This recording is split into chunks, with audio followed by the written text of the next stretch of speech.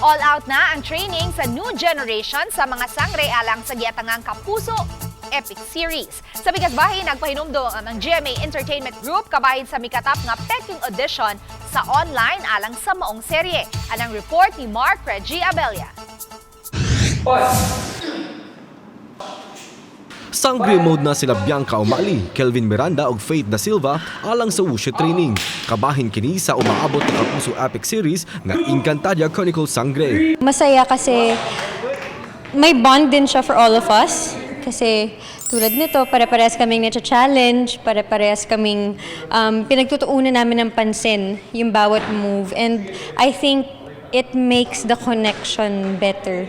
Kauban nila sa training si Shuvi Itrata, Bianca Manalo o uban pang mga cast. Subay ni ini sa upcoming Kapuso Epic Series, nagpahimangno ang cast of production kabahin sa mikatap nga post sa social media sa open auditions alang sa serye. Sa opisyal nga pamahayag sa GMA Entertainment Group, gikondinar nila ang fake audition. Gipahibaw nila sa publiko nga walay nahitabong audition alang sa buot mahimong kabahin sa sangre. Kauban si Rod Prado, Mark Reggie Abella.